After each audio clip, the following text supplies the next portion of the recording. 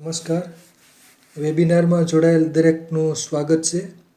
આજે ગિરનારી મંડળનો 716મો વેબિનાર છે.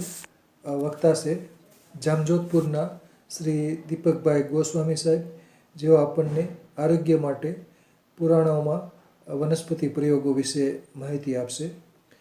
તો શ્રી દીપકભાઈ ગોસ્વામી સાહેબને વિનંતી કે તેઓ પોતાનું વક્તવ્ય હવે શરૂ કરી શકે છે. નમસ્કાર. જય ધન્વંતરી.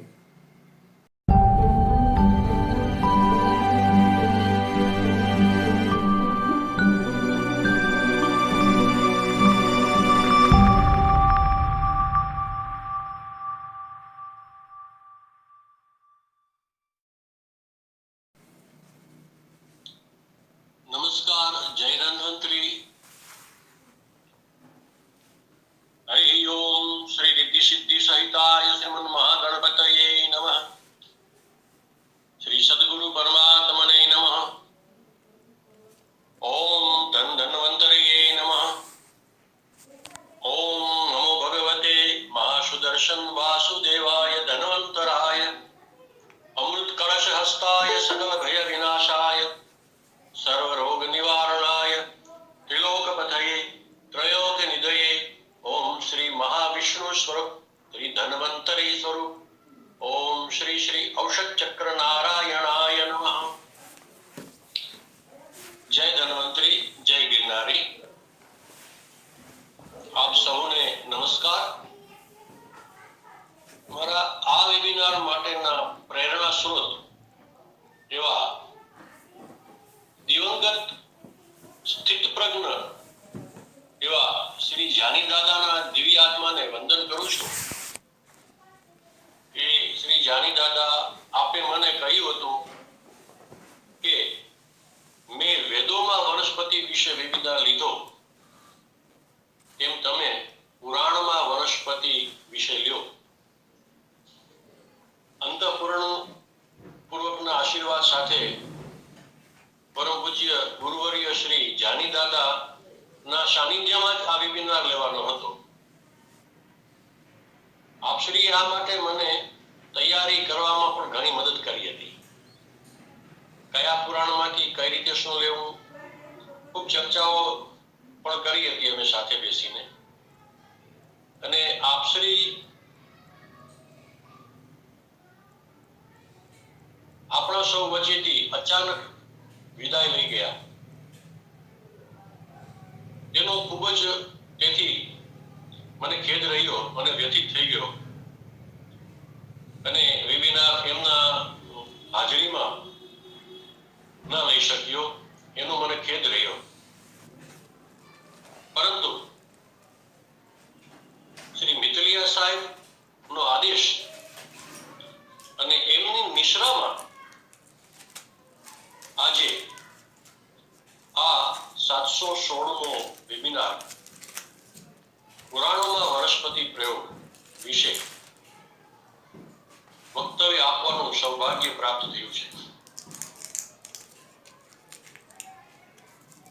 પહેલા ભગવાને પુરાણોમાં અનેક ઋષિ મુનિઓને અનેક વનસ્પતિઓ, અનેક ધાન્યો, અન્ન અને દૂધ, જલાદિ, ઋતુની પરિચર્યા વિશે કહ્યું છે. ઋષિ મુનિઓને કહ્યું. આપણે યાદ કરીએ છીએ ઋષિ મુનિઓને કે આપણને હજારો વર્ષ પહેલા આયુર્વેદ આપ્યું, ઋષિ મુનિઓએ આપ્યું. કોટી કોટી વંદન પ્રણામ કરીએ છીએ આપણા ઋષિ મુનિઓને. પરંતુ પુરાણોમાં અને વેદોમાં જ્યારે જાણીએ છીએ તો એવું લાગે છે ક્યાંય કે એ ઋષિ મુનિઓએ પણ ભગવાન પાસેથી આ જ્ઞાન પ્રાપ્ત કર્યું છે. અને ઋષિ મુનિઓએ વિશ્વના કલ્યાણાર્થે આપણે સૌને આ જ્ઞાન આપ્યું છે. તો જ્યાં જ્યાં પુરાણોમાં અને અનેક જગ્યાએ ભગવાન ઋષિ મુનિઓને સંબોધિત કરીને કહે છે, જેમ કે શ્રી ભગવાને કહ્યું કે હે સુશ્રુત ઋષિ, પછી જેમ શ્રી હરિએ કહ્યું કે હે રુદ્રદેવ, હે મહાદેવ, હું તમને આ પ્રયોગ કહી બતાવું છું લોકના કલ્યાણ અર્થે. એવું કહી અને આ પ્રયોગો અને ઔષધો આપણે આપ્યા છે આપણા આરોગ્ય માટે આયુષ્ય માટે, ઋતુચર્યા માટે અનેક ભગવાને વાતો કરી અને ઋષિઓએ એમાં મંથન મનન કરી અથાગ પુરુષાર્થ કરી અને આપણને આ આયુર્વેદ આપ્યું છે. જેમ સૂર્યને આડે વાદળ આવી જાય છે તેમ અન્ય પથ્થીઓ આવે છે અને જાય છે, પણ આપણું આયુર્વેદ પૂર્ણ પ્રકાશિત, સૂર્ય સમાન પૂર્ણ પ્રકાશિત રહ્યું છે. એ હતું, છે અને રહેશે, કેમ કે તે શાશ્વત છે. ભગવાનની વાણી હંમેશા શાશ્વત હોય છે. તો ભગવાને કહેલા પ્રયોગો છે, તેમાં આપેલા યોગો, અનુપાનો, ક્રિયાઓ, ઔષધો સ્વયં ભગવાને ઋષિ મુનિઓને કહેલા છે અને શીખાવેલા છે. ત્યારબાદ એના પુસ્તકો લખાયા. કાળક્રમે લોકોની યાદશક્તિ ઓછી થતી ગઈ.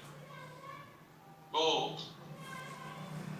જેમ પેલા તામ્રપત્રમાં લખાતું, તામ્રપત્રમાંથી પછી ભોજપત્રમાં આવ્યું, ભોજપત્રમાંથી પછી આ કાગળમાં આવ્યું, અને આપણને યાદશક્તિની કમીના કારણે હવે પુસ્તકો હાથમાં લેવા પડે છે. આટલી બધી કૃપા રહી છે આપણા પર. તો આ સાથે શ્રી મિતરિયા સાહેબ, શ્રી પુરોહિત સાહેબ, શ્રી ઠક્કર સાહેબ, શ્રી નાકરાણી સાહેબ, શ્રી ત્રિપાઠી સાહેબ, શ્રી ઘાટ સાહેબ એવં આપ સર્વને વંદન કરી આજનું વક્તવ્ય શરૂ કરતા પહેલા એક જાણ કરું કે જે કંઈ માહિતી, પ્રયોગો, યોગો વગેરે પુરાણમાંથી લીધેલા છે, આમાં કંઈ પણ વેબિનારમાં કહેવામાં આવી રહ્યું છે પુરાણોમાંથી લીધા છે, આમાં મારી કોઈ જ ઉપજ નથી. શ્રી ભગવાને પુરાણોમાં કહેલી પ્રસાદ રૂપી રસપ્રદ માહિતી આપ સમક્ષ રજૂ કરું છું. ભગવાને ધન્વંતરીજીએ શ્રી સુશ્રુતજીને કહ્યું કે પ્રાણીઓના જીવનની રક્ષા માટેના કારણ સ્વરૂપ સમસ્ત રોગ વિનાશક સિદ્ધ ઔષધીય યોગસાર નું સંક્ષેપમાં હું વર્ણન કરું છું, તે તમે સાંભળો. આવું ભગવાન ધન્વંતરીજી શ્રી સુશ્રુતજીને કહે છે. તો આપણે થોડું સંક્ષિપ્તમાં જ લેશું. અગાઉ આ વિશેના ઘણા ચર્ચાઓ પણ અને વેબિનારો પણ થઈ ગયા છે અનેક ઋતુઓના. તો સંક્ષિપ્તમાં એકાદ બે ઋતુઓ ભગવાને કહેલી છે લેશું. આમ તો કદાચ ને 10-12 વેબિનાર થાય આના ભાગ તો પણ પૂરું થાય જ નથી, છતાં પણ બની શકે તેટલું સંક્ષિપ્તમાં લેવા પ્રયત્ન કરીશ. વર્ષા ઋતુમાં કસેલા, કટુ, તિક્ત અને વૃક્ષ ગુણવાળા ખાદ્ય પદાર્થોના સેવનથી ચિંતા, મૈથુન, વ્યાયામ, ભય, શોક, રાત્રિ જાગરણ કરવું, ઉચ્ચ સ્વરમાં બોલવું, અધિક ભાર વહન કરવો અને સામર્થ્યથી અધિક શારીરિક શક્તિનો પ્રયોગ કરવાથી એવં ભોજન ના પચવાના કાળમાં અને સંધ્યા સમયે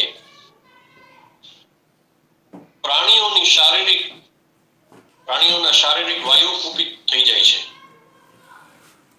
આવી વૈદ્યકીય શાસ્ત્રની પરિભાષા ભગવાન ધન્વંતરીજી શ્રી સુશ્રુતજીને કહે છે.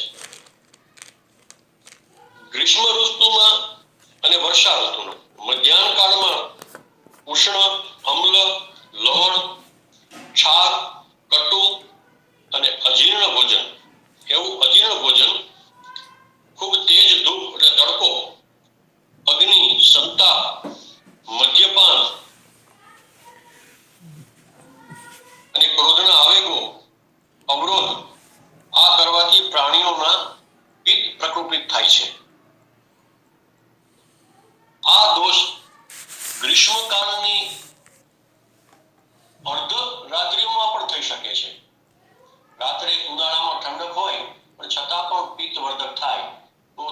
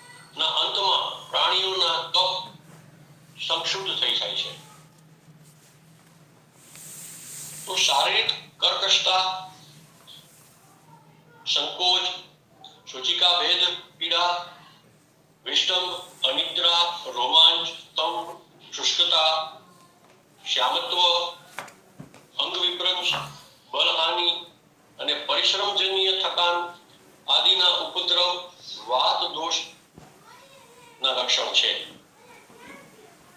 અત આ બધા ઉપદ્રવોથી સમન્વિત રોગોને વાતાત્મક રોગ કહેવા જોઈએ એવું ભગવાન સંક્ષિપ્તમાં કહે છે.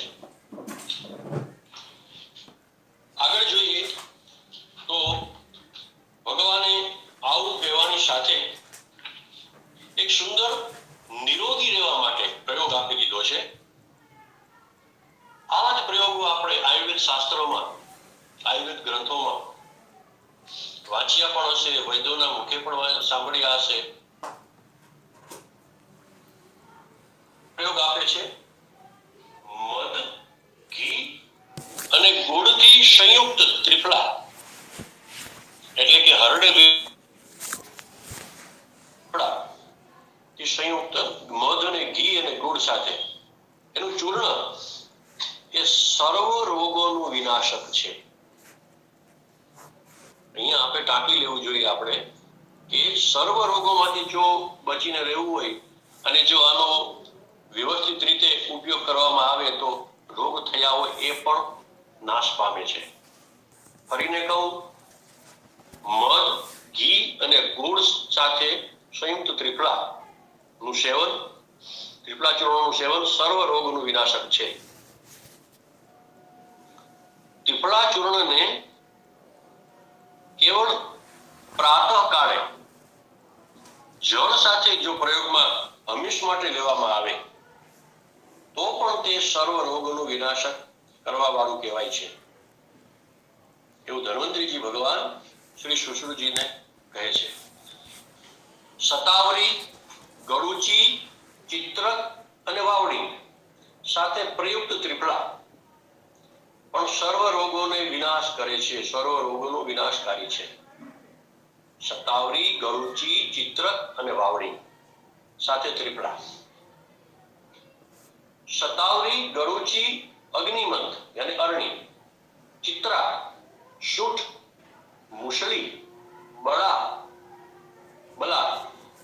ઉદરનવા, બૃહતી, નિર્ગુંડી, નિંબપત્ર, ભૃંગરાજ અને ભાંગરોગ, આમલા તથા વાસક યાની અરડુસી અથવા એના જ રસથી 7 વાર યા 1 વાર ત્રિફળાની ભાવના આપવી. આ તમામ ઉપર જે ઔષધ કહી દીધા એની ભાવના ત્રિફળામાં આપવી અને એ ત્રિફળાનું જો સેવન કરવામાં આવે તો એ સર્વ રોગોનું નિવારક છે.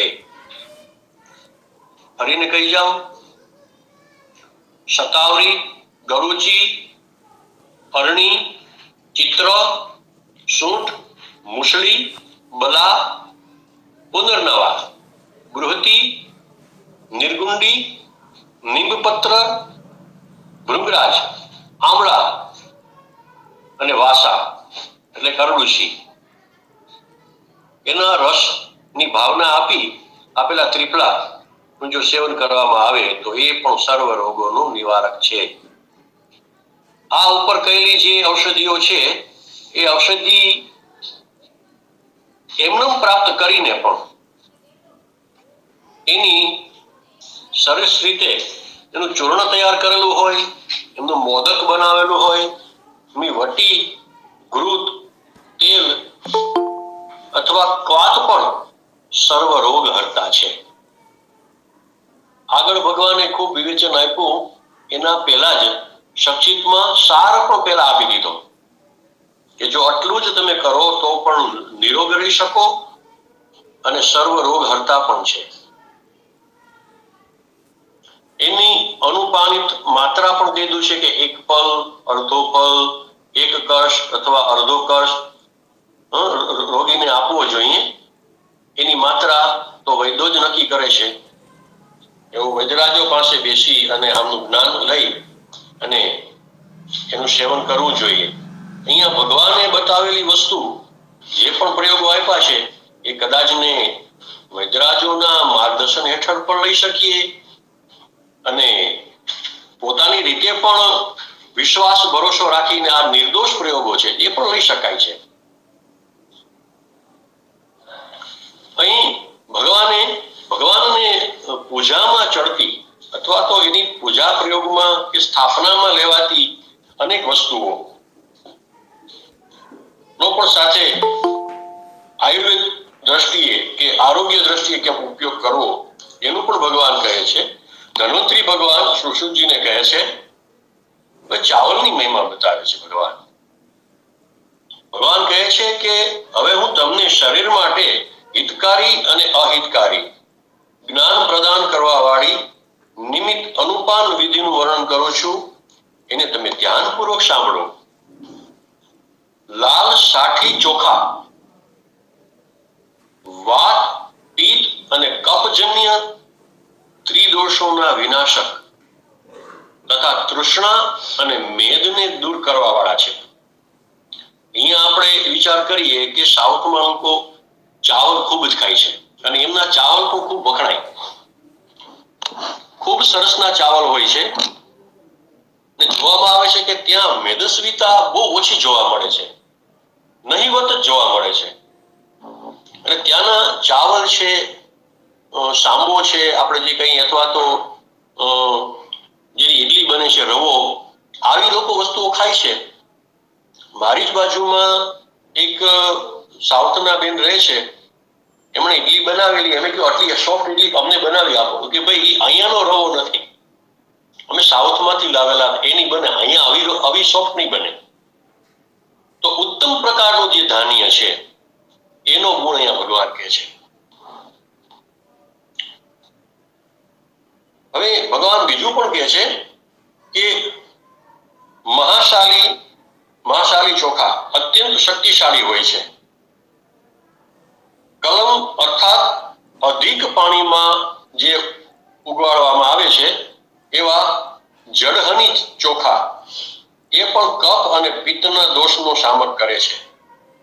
સફેદ સાઠી ચોખા એ પ્રાય શીતલ, ભારી,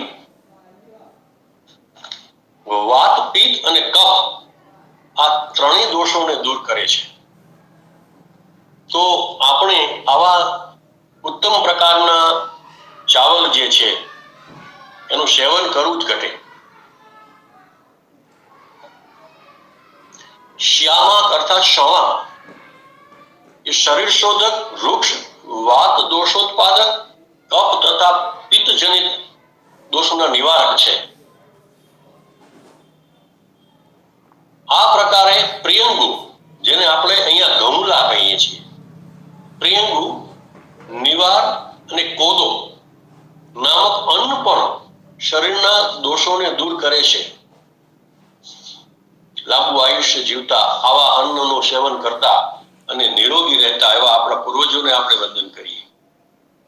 યવ યાને જવ પણ ભગવાનની પૂજામાં, પિતૃ તર્પણમાં પણ વપરાય છે. મહાદેવજીને શિવમૂર્તિ જવનો પણ અભિષેક કરવામાં આવે છે. એવા જવ શીતળ, કફ અને પિત્તજ દોષના અપહારક છે. ગણપતિ મહારાજની સ્થાપના કરીએ તેમાં ઘઉં હોય તો એ ઘઉં પણ શક્તિશાળી, શીતળ, ભારી, મધુર અને વાતનાશક છે. મગ એ કફ, પિત્ત તથા રક્તને જીતવા વાળા કષાય, મધુર અને લઘુ હોય છે. મૂગમાં એની પણ સ્થાપનામાં ઉપયોગ લેવામાં આવે છે, કર્મકાંડમાં. અડદ પણ અત્યંત શક્તિશાળી, ઓજુ વૃદ્ધિ કરવા વાળા, પિત્ત કફ વિનાશક તથા ભારી હોય છે. રાજમા એ શુક્રનાશક, પિત્ત શ્લેષ્મકારક અને વાયુ રોગના અપહારક છે.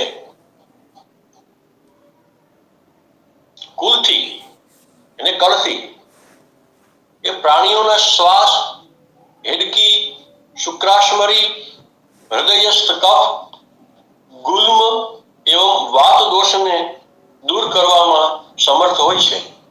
કરથીના ખૂબ જ ગુણગાન ગવાય છે. આપણા વૈદ્યરાજો ઘણા વેબિનારમાં સાંભળ્યું છે કે કરથીના ખૂબ ગુણગાન ગવાયા છે.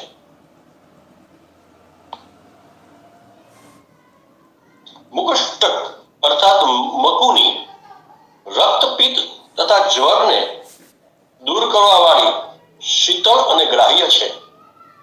ચણા એ પુરુષત્વ, રક્ત કફ અને પિત્તનો અપહર્તા તથા વાત દોષનો વર્ધક માનેલા છે.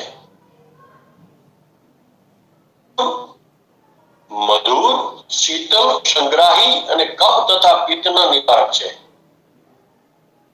મસૂર જેવા જ ગુણ ધરાવતો મટર યાને વટાણા પણ એવા જ હોય છે. અધિક કલાય હોય છે અને અધિક વાયુવર્ધક હોય છે. અરહર એ કફ તથા પિત્ત વિનાશક અને શુક્રવર્ધક છે. અળસી પિત્ત વૃદ્ધિકારક અને સરસવ કફ તથા વાયુ દોષનો નિવારક છે. આવું ભગવાને આપણે ધાન્ય વિશે કહ્યું. હજુ તો ઘણું બધું ભગવાન કહી રહ્યા છે કે ચિત્રક, હિંગોટ, કમળનાળ, પીપલી, મધુ, સહિજન, ગજપીપલી, નિર્ગુંડી, જયંતી, કાશમર્દક અને બિલ્વ આ બધા કફ, પિત્ત તથા કૃમિનાશક, લઘુ અને જઠરાગ્નિને ઉદ્દીપ્ત કરે છે. વર્ષાભુ એટલે કે પુનર્નવા, માર્કર યાની મકરા વાત અને કફ દોષનો વિનાશ કરે છે.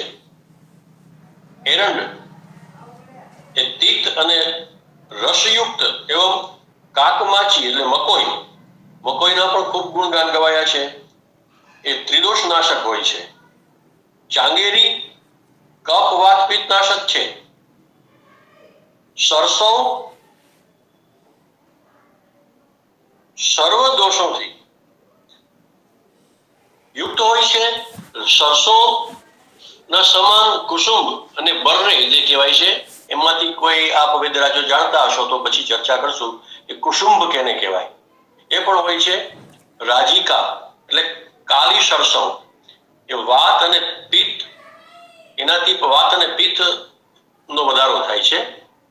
આપણે અહીંયા ગુજરાતમાં સરસવનું સેવન, એનું તેલનું સેવન નથી કરતા.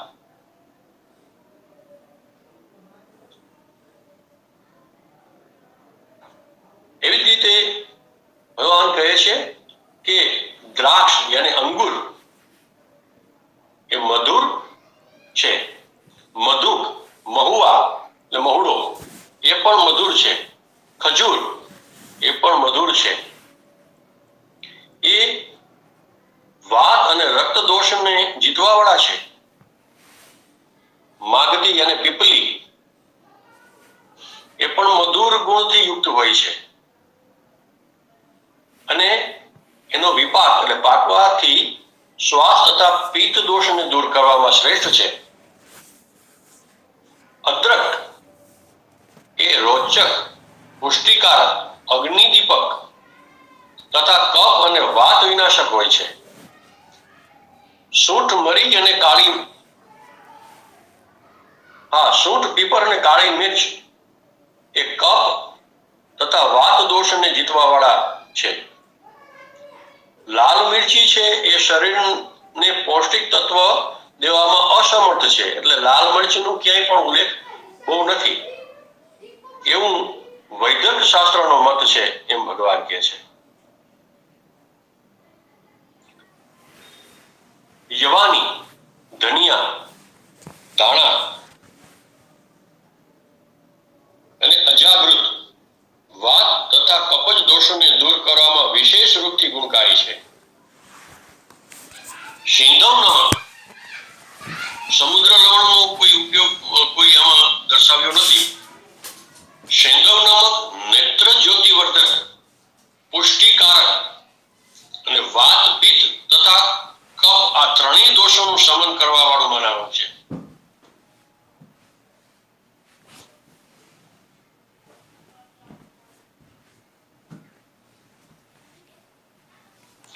સૌવર્ચલ એટલે કે કાળું નિમક, જેને આપણે સંચર કહીએ છીએ. આપણે એનો અપભ્રંશ શબ્દ સંચર કરી નાખ્યો, પણ એનું નામ સૌવર્ચલ છે. એને આપણે આપણી તળપદી ભાષામાં સંચર કહીએ છીએ. એ કાળો નમક વાયુ અવરોધનો નિવારક છે, એનો વિનાશક છે. એટલે વાયુ અપાન વાયુ છૂટી શકે છે. ઉષ્ણ અને હૃદય શૂળનું શામક છે. વાવડિંગ છે એ ઉષ્ણ, તીક્ષ્ણ, શૂળનાશક તથા વાત દોષનો અપહારક છે. રોમક લવણ એ વાતવર્ધક, સ્વાદિષ્ટ, રોચક અને ભારી હોય છે. આના દ્વારા હૃદય રોગ, પાંડુ અને ગળાના દોષો દૂર થાય છે. યવક્ષાર અગ્નિદીપક છે. શારજી ખાર પાચક, અગ્નિદીપક, તીક્ષ્ણ અને વિદારક હોય છે. પછી ભગવાન જળ માટેની વાત કરે છે કે વર્ષાનું જળ ત્રણેય દોષોનું નાશક, લઘુ, સ્વાદિષ્ટ અને વિષાપહારક છે. નદીનું જળ વાતવર્ધક, વૃક્ષ, સરસ, મધુર અને લઘુ હોય છે.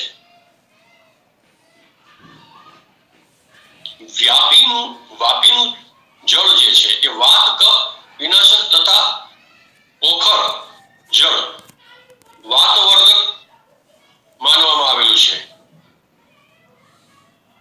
ઘણું વહેતું હોય. એ રુચિકર, અગ્નિદીપક, વૃક્ષ, કફનાશક અને લઘુ હોય છે. કે કુવાનું જળ એ અગ્નિદીપક, પિત્તવર્ધક તથા ઉદ્બીજ એટલે કે પાતાળ તોડ કુવો નું જળ પિત્ત વિનાશક છે. પાતાળ તોડ કુવો જે છે એનું જળ તો ભગવાન કહે છે કે આ જળ દિવસમાં સૂર્ય કિરણ અને રાત્રિમાં ચંદ્ર કિરણથી સંયુક્ત થઈ અને સર્વ દોષોથી વિમુક્ત થઈ જાય છે. અને આ જળની તુલના વર્ષાના જીલેલા જળ સાથે થાય છે. અહીં જળની મહિમા પછી ભગવાનને જળનો અભિષેક થતો હોય છે. જળની મહિમા પછી ગોદૂધની મહિમા. ગોદૂધની મહિમાથી તો કોઈ ન જાણતા એવું બની ન શકે. સર્વ કોઈ જાણે છે કે ગોદૂધ વાત પિત્તનું વિનાશક છે. સ્નિગ્ધ અને ગુરુપાકી રસાયણ છે.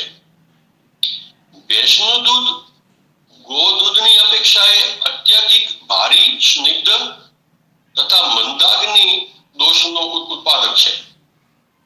બકરીનું દૂધ રક્તાતિસાર, કાશ, શ્વાસ અને કફના ઉપહારક છે. સ્ત્રીઓનું દૂધ નેત્રની જ્યોતિ તીવ્ર કરવાવાળું છે. જીવન સ્વરૂપ અને રક્તપિત્ત વિનાશક છે. એટલે બાળકને માતાનું દૂધ હંમેશા જો મળતું રહે તો એ બાળક હૃષ્ટપુષ્ટ, દિવ્ય જ્યોતિવાળું, નેત્ર જ્યોતિવાળું થાય છે અને શક્તિશાળી થાય છે.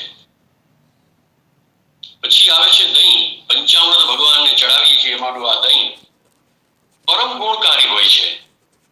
એ વાત દોષને દૂર કરવા વાળું, પૌષ્ટિક તથા પિત્ત અને કફવર્ધક છે.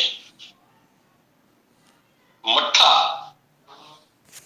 એ જ દહીંનો જે મઠ્ઠો બનાવવામાં આવેલ છે એ ત્રણેય દોષોનો નાશક અને એની મહી એટલે છાછ રક્તાદિક સ્તોત્રોકાશ નું શોધન કરે છે. રક્ત શોધક છે. નવું કાઢેલું નવનીત યાને માખણ એ ગ્રહણી, બવાશીર આદિ રોગજન્ય પીડાઓનો અપહારક છે.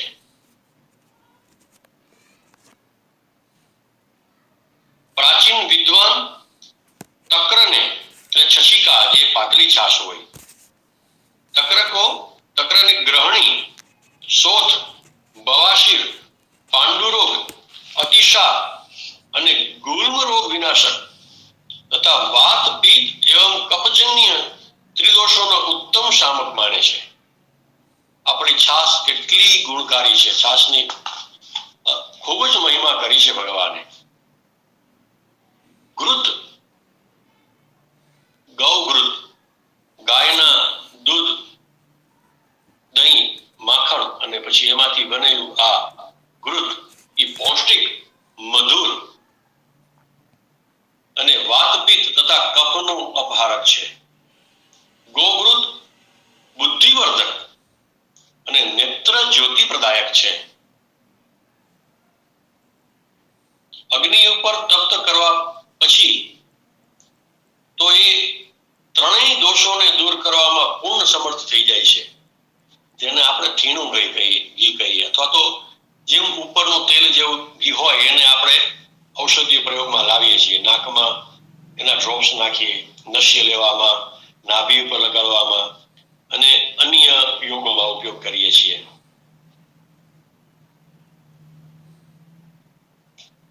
સંસ્કૃત ઘૃતથી અપસ્માર રોગમાં થવાવાળા ઉન્માદ અને મૂર્છાજનિત દોષ કરે છે.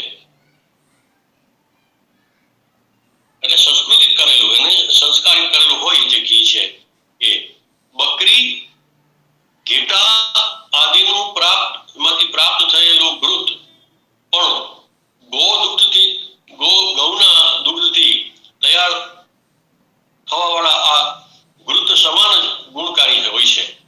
અહીંયા ગાયના ઘી સાથે બકરી અને ઘેટાના દૂધની સરખામણી ભગવાને કરી છે. આ ઘૃત કફ, વાત વિનાશક અને મૂત્ર દોષ અપહરતા તથા સર્વ પ્રકારના કૃમિ અને વિષજનિત દોષોનો નિવારક છે. તલનું તેલ બળશાળી, કેશોમાં લગાડવા લાયક, એને વાળમાં લગાડવા લાયક, વાત અને કફનું વિનાશક, પાંડુત્વ, ઉદર રોગ, કુષ્ઠ, અર્શ, શોથ, ગુલ્મ તથા પ્રમેય રોગનો નાશક છે. સરસવનું તેલ કૃમિ અને પાંડુ રોગને દૂર કરવા વાળો તથા કફ, મેદ અને વાત દોષનું પણ નાશક છે. અળસીનું તેલ નેત્ર શક્તિને હાનિ પહોંચવા વાળું તથા વાત અને પિત્તનું વિનાશક છે. અળસીનું તેલ આમ રીતે ખાવામાં ન લેવું, પણ જ્યાં ઔષધીય રીતે ઉપયોગમાં લેવાનું હોય ત્યાં લઈ શકાય. બહેડાનું તેલ કફ, પિત્ત દૂર કરવા વાળું, કેશવર્ધક, ત્વક તથા કર્ણ દોષનું નિવારક છે. ત્વચાનો દોષ હોય ને કર્ણનો દોષ હોય તો એ નિવારક છે. અને ત્રિદોષનું શમન કરવા વાળું મધુર અને વાત વર્ધક કહ્યું છે. આના પ્રયોગથી હેડકી, શ્વાસ, કૃમિ, શરદી એટલે ઉલટી, મેહ, તૃષ્ણા અને વિષદોષ પણ દૂર થઈ જાય છે. ભગવાનને પ્રિય એવું ઇક્ષુ એટલે શેરડીનો રસ એ રક્ત, પિત્ત દોષનાશક, બલપ્રદ, પૌષ્ટિક તથા કફવર્ધક કહ્યું છે.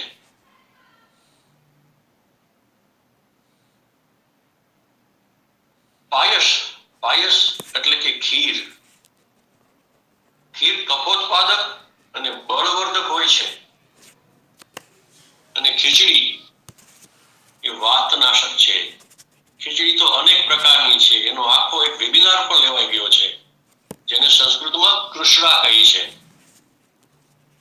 પાણી જેવી ખીચડી, થોડી ઘટ ખીચડી, જેને મંડ કહેવાય, એવો અનેક નામથી ઓળખાય છે એ કૃષ્ણા. આપણે સૂપની અત્યારે ચાલ છે કે ભાઈ સૂપ પીએ છીએ અલગ અલગ જાતના, પણ ભગવાને આયુર્વેદ શાસ્ત્રમાં સૂપનું પણ ખૂબ સરસ મજાનું કહ્યું છે. એનો મહિમા કયો છે શુદ્ધોત, એને શુદ્ધોત કહી છે, આપણે સૂપ કહીએ છીએ. અર્થાત દાળનો સૂપ એ સ્નિગ્ધ, ઉષ્ણ, લઘુ અને રુચિકારક છે. કંદમૂળ અને ફળથી તૈયાર કરવામાં આવેલો સૂપ બનાવવામાં આવે.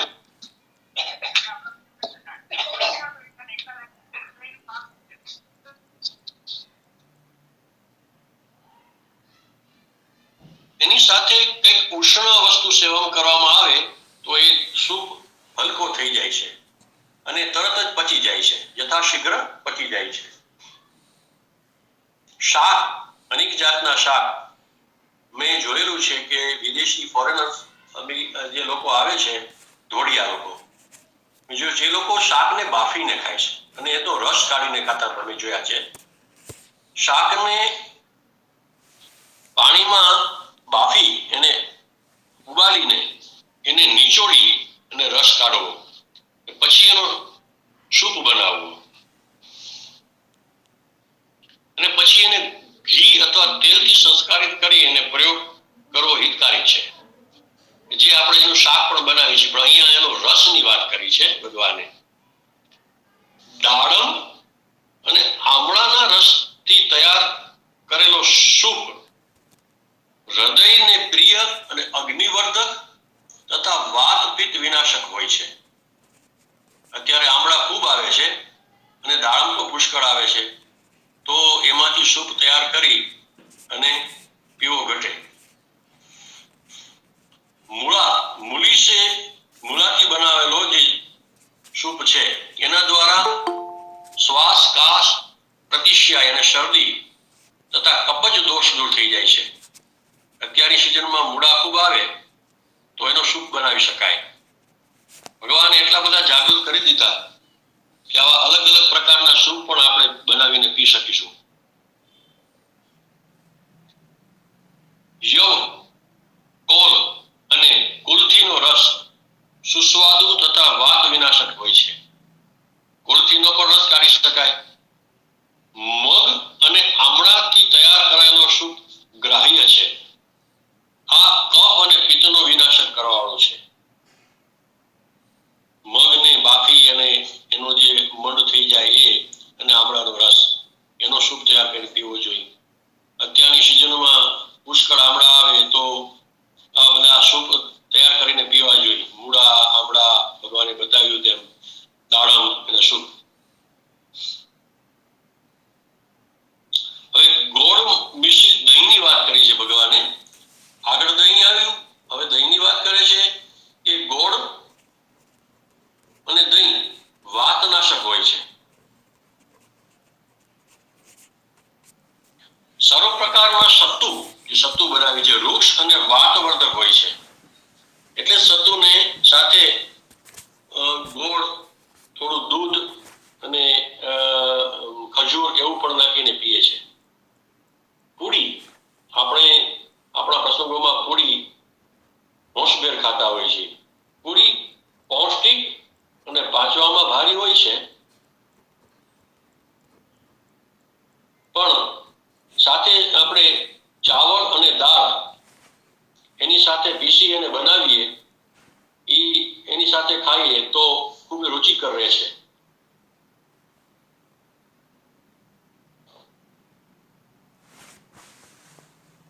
અહીં ભગવાને આટલું સુંદર આપને ઔષધિ પ્રયોગો બતાવ્યા. એમાં એક સુંદર એવો પ્રયોગ બતાવવામાં આવે છે કે જ્વર અને અતિસાર કેવી રીતે મટાડવા. તો આટલા સરસ અત્યારના સમયમાં કોઈ ડેન્ગ્યુનો તાવ છે, અનેક પ્રકારના તાવો આવે છે, તો એ તમામ તાવોની પણ અહીંયા ઔષધિઓ બતાવેલી છે કે તાવને કેમ દૂર કરવા. ભગવાન ધન્વંતરીજી પુનઃ કહે છે કે હે સુશ્રુતજી, વાતજ, પિત્તજ, કફજ, પછી એકમેકમાં મિક્સ થયેલા વાત પિત્તજ, વાત કફજ, પિત્ત કફજ, સન્નિપાતક અને ટૂંકમાં એવા 8 પ્રકારના જ્વર માનેલા છે, એને તાવ માનેલા છે. મોથા, મુસ્ત એટલે કે મોથ, પિત્ત પાપડો, ખસ, ઉશીર જેને કહીએ છીએ, ખસ, ચંદન અને સૂંઠ. સૂંઠનું કેટલું સુંદર નામ આપ્યું છે, ઉદિચ્ચ નાગર સૂંઠ. એ સહિત જળમાં એને પકાવીને તૈયાર કરેલું શીતળ ક્વાથ જ્વરજનિત તરસની શાંતિ માટે ઉપયોગમાં લેવું જોઈએ. ત્યારે તાવમાં ખૂબ જ તરસ લાગે છે તો એના માટે ભગવાને પ્રયોગ બતાવ્યો છે. મોથ, પિત્ત પાપડો, ખસ, ચંદન અને સૂંઠ એને જળમાં ઉકાળી પકાવી અને પછી એ શીતળ થાય એટલે પીવા આપવું. નાગર, દેવદારુ, ધાન્ય, ગૃહિતિદ્વય અને કંટકારિકા ક્વાથ. કંટકારીનો ક્વાથ જ્વર રોગીને સૌથી પહેલા આપવો જોઈએ. આરગવદ યાની અમલતાસ ગરમાવો, પીપળી મૂળ, મોથ, કુટકી, હરડે દ્વારા જળમાં પકાવેલું ક્વાથ એ ઉદ્વેગ, શૂળ, જ્વરમાં હિતકારી છે. મધ, સિંધવ નમક, વચ, કાળા મરી, પીપર આ સભીની સમાન માત્રામાં જળ સાથે બધાને મહીન પીસીને કપડ છાણ કરી લેવું જોઈએ અને એનું નશ્ય દેવાથી જ્વરના પ્રભાવથી મૂર્છિત થયેલો રોગી હોશમાં આવી જાય છે. ઇન્દ્રાયણ, ત્રિફલા, કટુકી, અમૃતાસ એનાથી બનાવેલા ક્વાથમાં સેંધવ નમક નાખી અને એમને પીવડાવવામાં આવે તો સર્વ પ્રકારના જ્વર વિનિષ્ટ થાય છે. આવો એક યોગ બનાવીને તૈયાર રાખવો જોઈએ, કોઈ પણ જ્વરના રોગીને આપી શકીએ. સૂંઠ, મોથ, રક્તચંદન, ખસ અને ધાણા આનાથી બનેલા ક્વાથમાં સાકર અથવા મધ મેળવીને આનું પાન કરવાથી એક જાતનો તાવ આવે છે જેને કહેવાય તિજરીઓ નષ્ટ થઈ જાય છે. તિજરીયા તાવની વાર્તા પણ આવે છે. તિજરીયો તાવ મટી જાય. હવે એક સુંદર પ્રયોગ આપે છે અપામાર્ગનો અઘેડો, જેને આપણે ચીચડી પણ કહીએ છીએ. અપામાર્ગ રવિવારે અપામાર્ગની જળને લાલ દોરામાં લાલ સૂત્રથી બાંધીને કમરમાં 7 વાર ઘુમાવીને બાંધવાથી નિશ્ચિત આ તિજરીઓ તાવ નાશ થઈ જાય છે.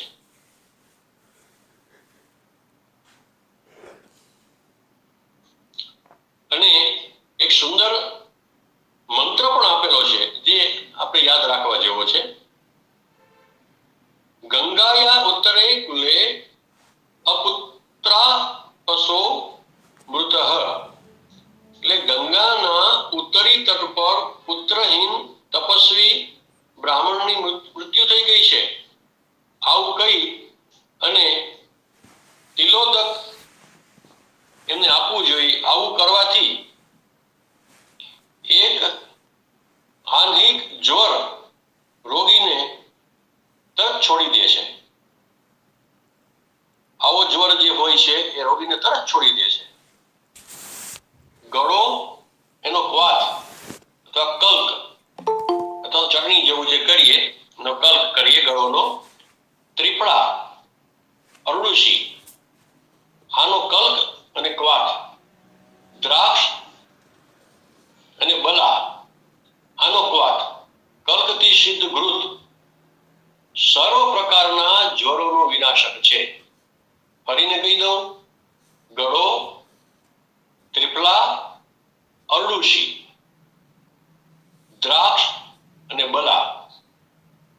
આપેલી ઔષધિઓનો ક્વાથ અને કલ્ક કરી અને એનાથી ઘૃત સિદ્ધ કરવાનું છે. એ સિદ્ધ ઘૃત જો જ્વરના રોગીને આપવામાં આવે, કોઈ પણ પ્રકારના જ્વરના રોગીને આપવામાં આવે તો એ જ્વરનો વિનાશ કરે છે. આંબળા, હરડે, પીપળી અને ચિત્રક એનો ક્વાથ પણ સર્વ પ્રકારના જ્વરને દૂર કરે છે, જ્વરનો વિનાશ કરે છે. આવું શ્રી ભગવાન ધન્વંતરીજી સુશ્રુતજીને કહે છે. પ્રશ્નપર્ણી પીઠોળની લતા છે પ્રશ્નપર્ણી, બલા, બિલ્વ, સૂંઠ, કમલ, ધાન્ય, પાઠા એટલે કુંવારપાઠું, ઇન્દ્રજવ, ભૂનિમ, મુસ્ત, એનાથી બનાવેલો ક્વાથ આમાતિશા અને જ્વરને વિનષ્ટ કરે છે.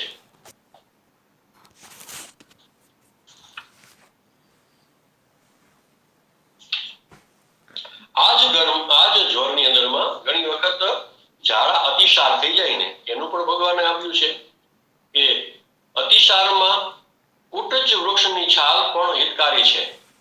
ઇન્દ્રજવ, અળસી, સૂંઠ અને પીપળી મૂળનો ક્વાથ નો પ્રયોગ કરવાથી આમશૂળ યુક્ત ખૂની અતિસાર એટલે કે લોહી સાથેના અતિસાર ઝાડામાં પણ લાભ થાય છે. હવે જેને ગ્રહણી રોગ થઈ ગયો હોય, જેને કઈ પાચન નથી થતું, ખાધું તરત જ એમને વારંવાર લેટ્રિન જવું પડે, તો એના માટે ભગવાન કહે છે હવે હું તમને ગ્રહણી યોગની ચિકિત્સા કહી રહ્યો છું. ગ્રહણી જઠરાગ્નિને વિનષ્ટ કરી નાખે છે. ચિત્રક અર્થાત ચિત્તા અને ચિત્રકને દ્વારા બનાવેલો ક્વાથ અને કલ્ક એમાં પકાવેલું ઘૃત ગ્રહણી રોગનો વિનાશક છે. ચિત્રકના કલ્કમાં અથવા ક્વાથમાં પકાવેલું ઘૃત એ ગ્રહણી રોગ વિનાશક છે.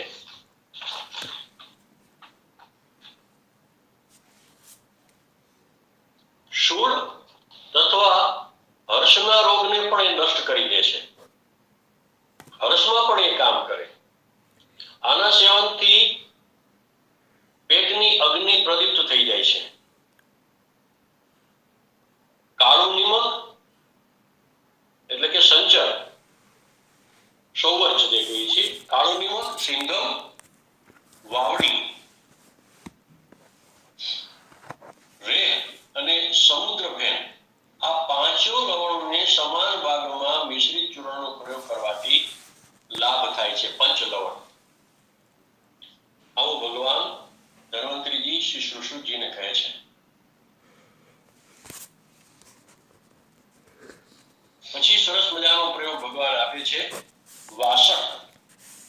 અહીંયા વાસકનું જે નામ પડે છે તો તરત જ અગાઉના વેબિનારોમાં વૈદરાજોએ ખૂબ ગુણગાન ગાયા છે. કહે છે કે અમારી પ્રિય કોઈ ઔષધિ હોય સૌથી વધારે તો એ વાસક અને અરડુસી છે.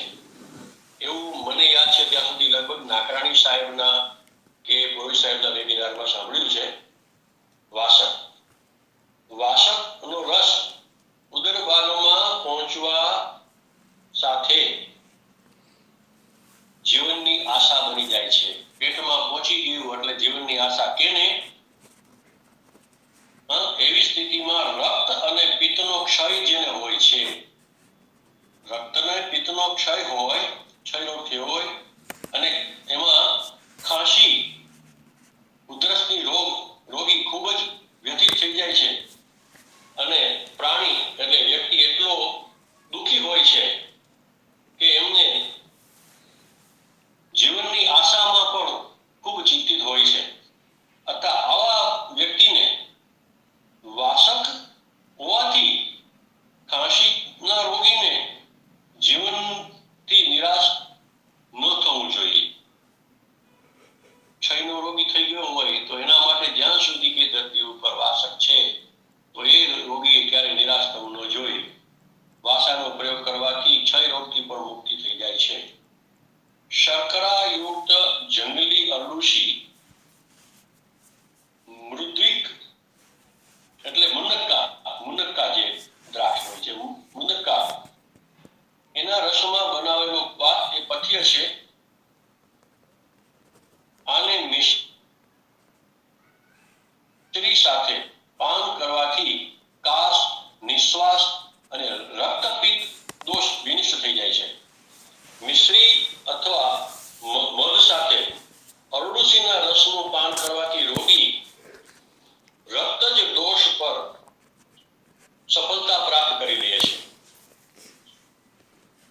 શલકી યાને શલાઈ, બોર જાંબુન, પ્રિયંક આમ એટલે આંબો, અર્જુન અને ધવ નામક વૃક્ષની છાલના ક્વાથ દૂધ અને મધની સાથે પાન કરવાથી રક્ત સંબંધિત રોગ દૂર થઈ જાય છે. પોતાના જ રસમાં ભાવિત નિર્ગુંડી, અહીંયા નિર્ગુંડીની અત્યંત મહિમા કરે છે ભગવાન કે પોતાના જ રસમાં ભાવિત મૂળ, ફળ અને પત્ર સહિત નિર્ગુંડીનું સિદ્ધ ઘૃત પાન કરવાથી ક્ષય રોગથી છોડ ખીણ થયેલો રોગી, કેવો? ક્ષય રોગથી ક્ષીણ થયેલો રોગી વ્યાધિ રહિત થઈને દેવતાઓ સમાન કાંતિવાન થઈ જાય છે. એટલી સુંદર વાત ભગવાને કરી છે અને જીવનની વાત કરી છે કે પોતાના જ રસમાં એટલે કે નિર્ગુણીના જ એના ફળ, મૂળ અને પાન સહિત એનો રસની જ ભાવના આપી અને નિર્ગુણી એનું ઘૃત સિદ્ધ કરવું જોઈએ. એનું પાન કરવાથી ક્ષય રોગથી ક્ષીણ થયેલો રોગી વ્યાધિ રહિત થઈ અને દેવતાઓ સમાન કાંતિમાન થઈ જાય છે. હરડે, સૂંઠ અને કાળા મરી ગોળ મેળવીને બનાવેલા મોદક કાસનાશક છે. આપણે જેને ત્રિકટુ કહીએ છીએ, ત્રિકટુ સાથે હરડે મિક્સ કરી અને સૂંઠની ગોળી જે બનાવીએ છીએ, એ સૂંઠની ગોળી આપણી દેશી ભાષાની, પણ એમાં ભગવાન અહીંયા હરડેનો ઉપયોગ કર્યો છે સાથે. એનાથી કાસ, ઉધરસ, કફ નો નાશ થાય. આ ખાવાથી તૃષ્ણા અને અરુચિ પણ નાશ થાય છે. ભૂખ લાગવા માંડે. કંટકારી તથા ગળુચી એટલે ગળો સાથે પૃથક પૃથક કાઢેલો 30 પલ રસ સિદ્ધ કરેલા ઘૃત સાથે એક પ્રસ્ત એ કાશ રોગ નાશક છે અને અગ્નિનું દીપન કરનાર છે. કાળા તુલસી, આમળા અને સૂંઠનું ચૂર્ણ, કાળા તુલસી, આમળા અને સૂંઠનું ચૂર્ણ મધ સાથે મેળવીને ખાવાથી હિચકી, એડકી, હિક્કા નામ રોગ કહે છે, એ રોગનું વિનાશક બની જાય છે.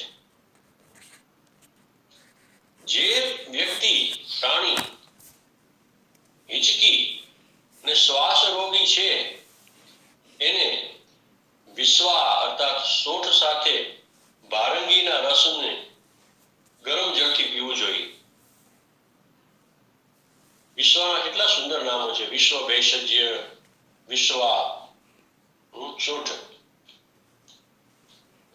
આવી રીતે ભગવાન અતિ સુંદર રીતે આપણને દિવ્ય, દીર્ઘ, આરોગ્યમય જીવન માટે અનેકવિધ પ્રયોગો આપ્યા છે.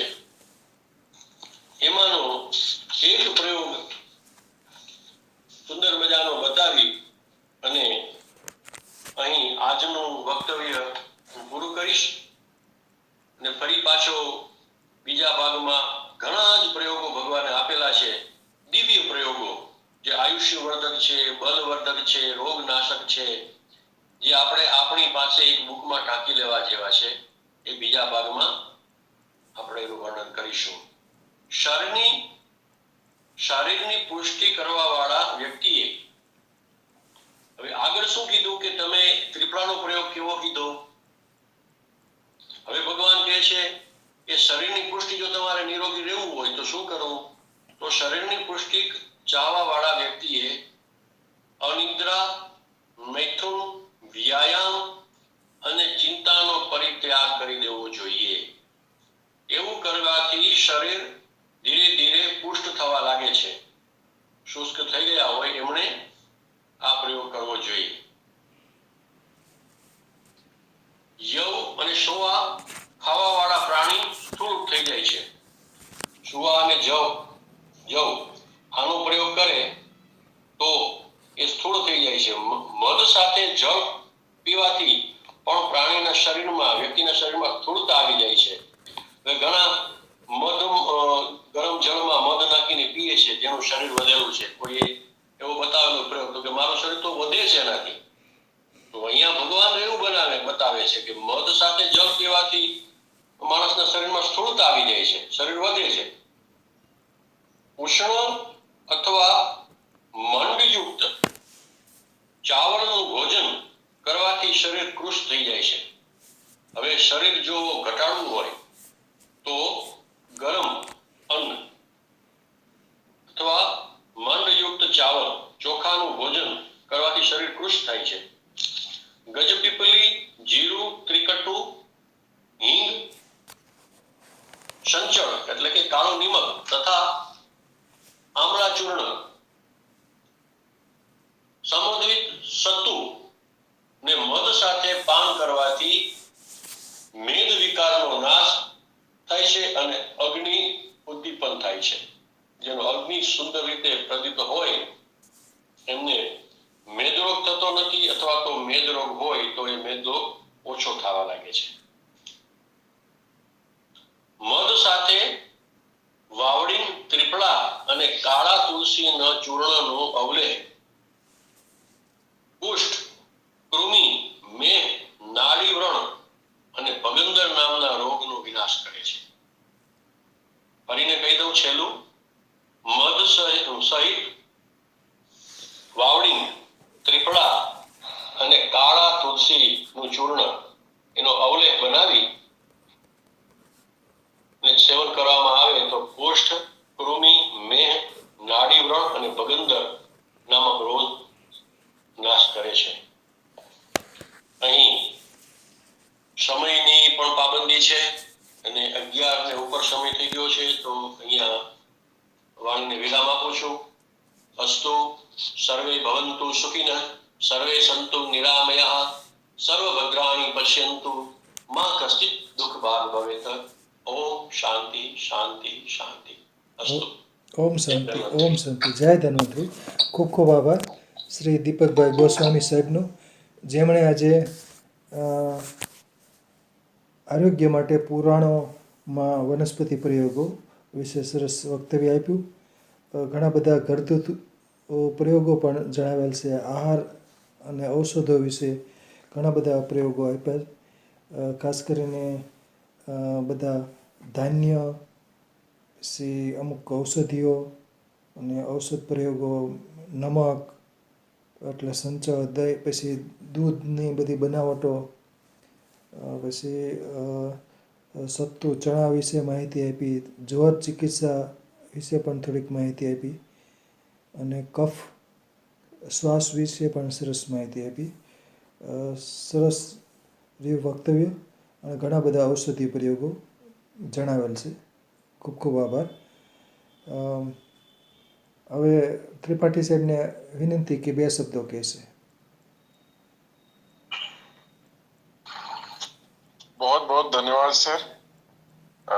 आदरणीय दीपक गोस्वामी जी को बहुत बहुत साधुवाद देता हूँ, धन्यवाद देता हूँ. अत्यंत ही रोचक विषय था और उससे ज्यादा यह उपयोगी है कि इतने सारे पुराणों को खंगाल के वहां से अलग अलग स्रोतों से ये इतना सारा ज्ञान लेके आए हैं. और विषय वैविध्य भी था, क्योंकि ऐसा नहीं है केवल एक चीज पे बात हुई है. विविध औषधियों पे बात हुई है, अन्नों पे बात हुई है, तेल के जो पदार्थ हैं, मूल पदार्थ, चाहे सरसों हो, अलसी हो, तिल हो, बाकी सारी चीजें, इन सब पे बात हुई है. तो बहुत ही रसप्रद था, बहुत ही ज्ञानवर्धक था. बहुत बहुत धन्यवाद. આભાર આભાર. સરસ. હવે 1-2 પ્રશ્ન પૂછી લઉં છું. દીપકભાઈ, પુરાણો કેટલા છે? 18 પુરાણ છે. છું સાહેબ. બરાબર છે. અને મૃત્યુ પછી કયા પુરાણનું પઠન કરવામાં આવે છે? ગરુડ પુરાણ. બરાબર, સરસ. ખૂબ ખૂબ આભાર. સરસ સરસ.